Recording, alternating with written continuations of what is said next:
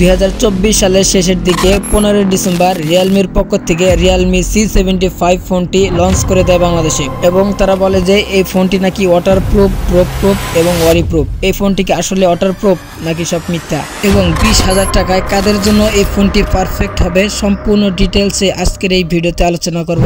তাই আজকের এই ভিডিওটি আপনাকে সম্পূর্ণ দেখতে হবে।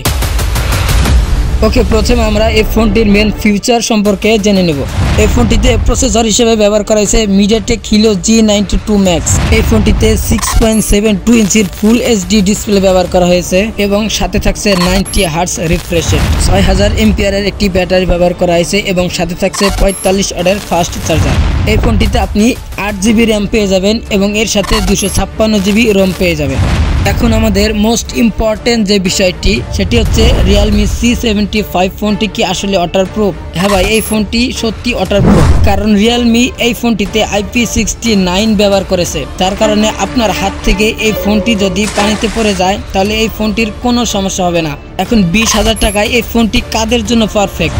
দেখুন, এই ফোনটিতে IP69 ইউজ করায় এই ফোনটি যদি আপনার হাত থেকে পানিতে বা রাস্তায় পড়ে যায় তাহলে এই ফোনটির কোনো প্রকার সমস্যা হবে না। তাই এই ফোনটি আপনি অল টাইম ব্যবহার করতে পারবেন। অতএব আপনি যদি একজন রেগুলার ইউজার হয়ে থাকেন তাহলে রিয়েলমি C75 ফোনটি একমাত্র আপনার জন্য, এবং এই ফোনটি আপনি লং টাইম ব্যবহার করতে পারবেন। আশা করি আপনারা বুঝতে পারছেন এই ফোনটি কাদের জন্য পারফেক্ট এবং কাদের জন্য পারফেক্ট না।